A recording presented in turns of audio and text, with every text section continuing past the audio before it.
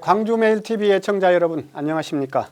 광주메일TV가 주요 인사들을 만나서 다양한 현안에 대해 얘기 나눠보고 있는데요. 오늘 이 시간에는 여수시장으로 재직하시면서 낭만의 도시 여수를 세계적인 관광지로 발전시켰다, 이런 평가를 받고 있는 분이죠. 주철현 전 여수시장님을 모시고 얘기 나눠보겠습니다. 안녕하세요. 네, 안녕하세요. 반갑습니다. 네, 반갑습니다. 주철현입니다. 예. 여수는 사실 대한민국에서 가장 핫한 지역 중에 하나잖아요. 그렇게 많이 알려져 있잖아요. 그렇습니다. 그래서 이제 시장을 역임을 하셨으니까 누구보다도 현안에 대해서 잘 알고 계실 텐데, 여수의 주요 현안을 꼽는다면 어떤 것들을 들 수 있을까요? 저희들이 이제 2012 세계 박람회 성공 개최 이후에 여수 세계 박람회장의 성공적 사후 활용이 지금 긴급한 문제고요. 두 번째로는 요즘 이제 국가 석유화학 산단과 관련돼서 이제 환경권, 건강권 문제, 또 지역 공원 사업 문제, 이런 것들이 있고요. 또 이제 뭐 관광으로 대박이 났지만 근래 관광객이 좀 줄고 있어서 새로운 관광 콘텐츠 공급을 통한 관광으로 다시 또 재도약하는 것이 요새 새로운 현안인 것 같습니다. 잠깐 강론적으로 말씀을 드려볼까요? 예.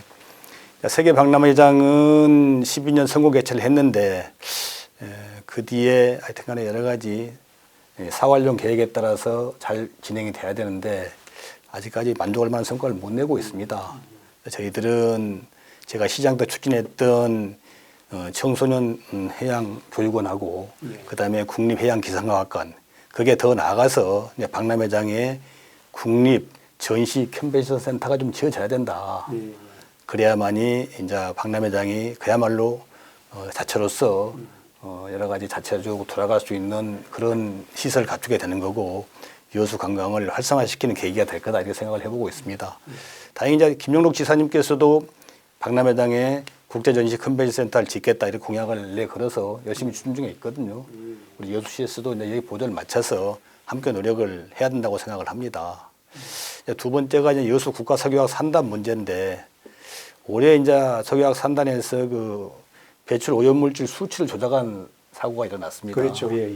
그래서 우리 이제 시민들께서 산단에 대해서 뭐 실망감, 분노가 이제 끝이 없는데요. 저희들은 이제 시민들이 주도적으로 이 산단의 환경 문제를 감시할 수 있는 시스템을 구축해야 된다, 이렇게 지금 주장을 하고 있고요.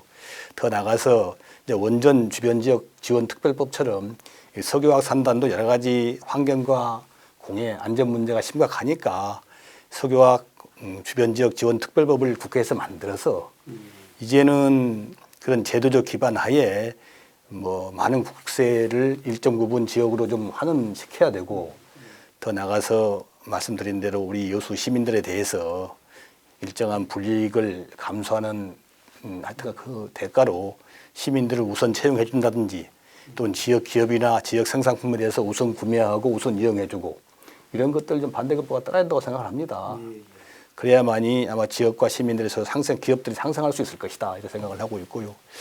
세 번째로 이제 관광이 지금 제가 민선 6기 시장을 하면서 연간 1,500만 명까지 와서 대한민국 최고의 해양 관광 도시로 등극을 했는데, 작년부터 관광이 좀 줄고 있습니다. 줄고 있어서 걱정스러운데, 새로운 관광 콘텐츠를 개발을 해서 공급을 해서 관광으로 여수를 다시 또 이렇게 해야 된다, 이렇게 생각을 하고 있습니다. 아니 이제 뭐 컨벤션 센터랄지 여수 석유화학 단지에 대한 이런 문제점들은 이제 충분히 그럴 수 있겠다라는 생각이 드는데, 관광객이 좀 줄고 있다.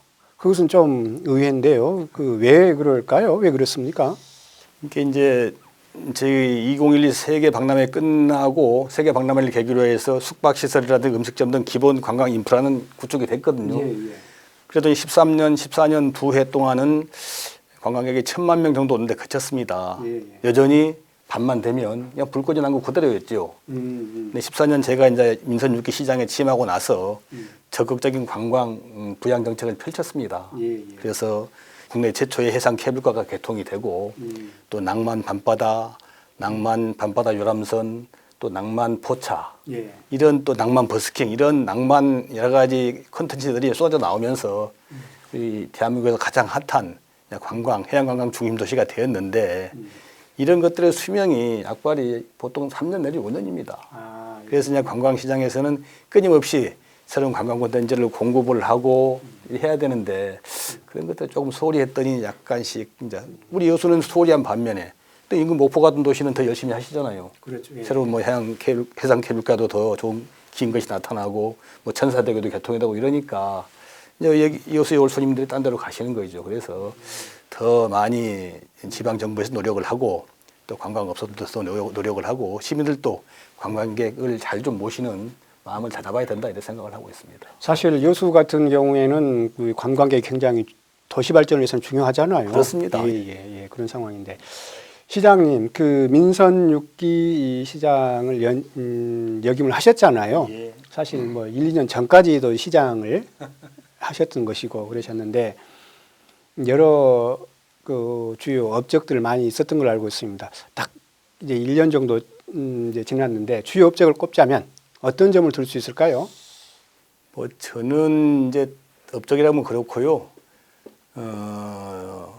대한민국 최고의 해양 관광도시를 만들어서 죽었던 쇠퇴했던 원도심을 되살린 것이 저는 가장 큰 보람으로 생각하고 있습니다. 예. 아까 말씀드렸다시피 박람회 이후에도 관광객들이 오기 시작했지만은 그러나 머물다 가는 관광 또 밤에는 텅 빈 그런 원도심이었거든요. 그런데 제가 이제 민선 6기 시장으로서 관광 부양 정책을 펼쳐서 낭만 버스킹 같은 게 이제 대박이 나니까 관광객이 쏟아져 오기 시작했죠. 그러면서 하여튼간에 그 방치됐던 원도심에 숙박시설이 다시 지어지고 또 상가들이 다시 건축이 되고 심지어는 아파트까지 지어지기 시작했습니다. 원도심이 이제 활력이 솟아나게 되고 그러면서 죽었던 원도심이 되살아나고 이러면서 하여튼간에 대한민국에서는 최초로 아마 유일무이한 것 같은데 최초로 원도심이 다시 살아나는 이런 새로운 역사를 열었습니다. 이런 것들이 가장 큰 보람으로 생각하고 있고요. 그 밖에 더 나가서 이제 제가 시장을 하면서 대한민국 최고의 소통도시로 4년 동안 공인을 받았고요. 또 자치분권 상징도시로 여수가 인정을 받았고 또 3년 연속 전남 제1의 청렴도시로 또 공인을 받았습니다. 그래서 이런 것들이 지금 생각해보면 좀 자랑스럽다 이렇게 생각을 하고 있습니다. 아니 그러면 시장님으로 재직하시면서 그 낭만 버스킹이 그때 나왔나요? 그렇습니다. 낭만 버스킹도 저희들이 이제 알다시피 여수 그 밤바다가 노래로서도 유명하지만 실제 가보면 아름답거든요. 여수 해양공원으로 한 200m 떨어진 돌산섬이 있는데 그 사이를 마치 유럽의 그 유명 도시의 강처럼 이게 바다가 흐르고 있어요. 이런 하여튼간에 좀 상스럽지 않은 보통이 아닌 특이한 바다에 밤바다 조명이 있고 또 그 조명을 배경으로 해서 아름다운 선율이 흐르면은 훨씬 좋겠다 싶어서 저희들이 이제 국비 지원을 받아서 낭만 버스킹 공연을 시작하게 된 거지요. 그래서 이제 함께 낭만 포차까지 대박이 나게 된 거라 이렇게 말씀을 드립니다. 예. 자 이렇게 낭만 버스킹도 개발을 해서 이제 여수의 관광 산업을 한 단계 업그레이드 시켰고 또 청렴도시 또 원도심을 활성화 시켰는데 사실 자치단체장 4년이면 그렇게 긴 편은 아니잖아요. 어디든지 보면 좀 이런 그 공적에도 불구하고 좀 다소 아쉬운 점이 있었다. 이건 좀 미흡했다라고 스스로 생각하신다면? 이제 제가 시장이 되고 나서 바로 시민 여론조사를 통해서 여수에 가장 필요한 것이 무엇입니까? 무엇을 바꿔야 되겠습니까? 해봤더니 그때 이제 시민들 대다수 여론이 이게 병원, 의료 시설 문제하고 그다음에 이제 고등학교 교육 문제를 말씀하시더라고요. 중학교 졸업하면 우수학생이 다 외주로 빠져가 버려요. 근데 요새 또 뭐 대학병원이라든 좋은 병원이 없기 때문에 병원 치료한다고 다 순천으로 광주로 서울로 다 가버리시는 거죠. 그래서 저희들이 이제 추진한 것이 명문고 유치하고 대학병원 유치를 내걸었습니다. 자, 근데 인구 30만 규모 도시에서 이 대학병원 유치하는 것이 현실적으로 힘들더라고요. 그래서 방향을 틀어서 이제 정부 공모 사업을 통해서 대학병원이 운영하는 권역별 재활병원을 요새 유치를 했습니다. 전남대 국동 캠퍼스에 저희가 150병상의 재활병원을 국비를 지원받아서 지어서 전남대학교 병원이 운영하기로 한 거죠. 저희는 이제 이 국동의 전남대 권역 재활병원을 거기다가 심혈관 센터라든지 또 응급의료센터, 호스피스 병동을 넣어서 작은 대학병원으로 키워갈 이런 계획을 갖고 있습니다. 이제 명문고 유치는 사실상 저희가 실패를 했는데 대신에 우리 이제 지방자치단체가 지방교육을 지원하는 여수 행복교육 지원센터라는 것을 전남 최초로 만들어서 실제 여수시에서 이 학생들을 많이 지원을 했습니다. 그러니까 이제 진학 정보라든지 또는 여러 가지 진학과 관련된 여러 가지 교육이라든지 뭐 실습 이런 것들을 시에서 직접 지원하니까 학부모 학생들이 엄청 많이 좋아했습니다. 그래서 이제 그런 것들이 좀 보람을 느끼고요.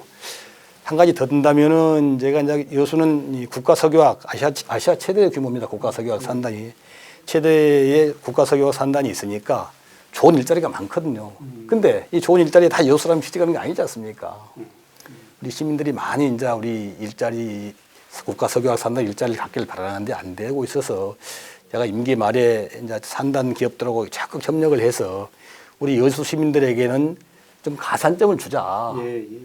여수 시민들께서 이게 석유학 산단의 특성상 환경과 안전 문제를 감내하고 지금 당신들이 돈을 버는 거 아니냐. 그러니까 제발 좀 시민들에게 좀 특혜를 주라 그래가지고 GS 칼텍스하고 남해화 또 구모 석유학 4개 계열사들이 우리 여수 출신 시민들에게는 시민사원 채용대 5% 가산점을 줬습니다. 상당히 좀 좋은 성과를 거두고 있는데 제가 좀 더 했으면 나머지 그 산단 있는 기업들도 다 그렇게 좀 가산점 제도를 어떻게 정착화 시켰을 텐데 그걸 못하고 그만둔 것이 좀 아쉽네요. 아니 여수 시민들의 가산점은 시민들은 굉장히 좋아하지만 전남 도민들이나 다른 지역에서는 상대적으로 굉장히 조금 불이익이라 그럴까 그런 것을 느낀다라고 얘기를 좀 듣는 것도 사실은 맞습니다. 아 이제 그런데 말씀드린 대로 이제 다른 산단이 아니고 이 석유화학 산단은 원전처럼 이게 안전 문제가 좀 심각하고요. 환경 공해 문제가 심각합니다. 그러니까 이런 것들을 시민들이 감내하면서 기업들이 돈을 벌고 또 국가 경제에 기여하는 거 아닙니까? 그러니까 시민들에게 일정 부분 메리트를 주는 것이 맞다고 생각합니다.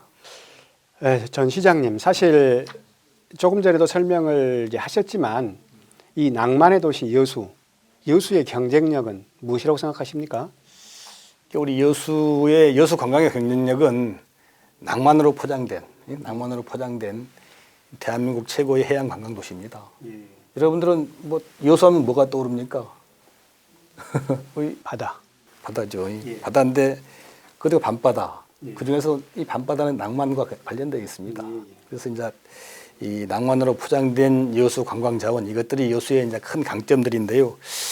제가 이제 객지에서 직장 생활을 하면서 고향 여수에 와서 친구들 만나고 저녁 먹고 저녁에 가보면은 이게 아름다운 밤바다를 보면서 정을 나눌 수 있는 여수라는 곳이 없어요.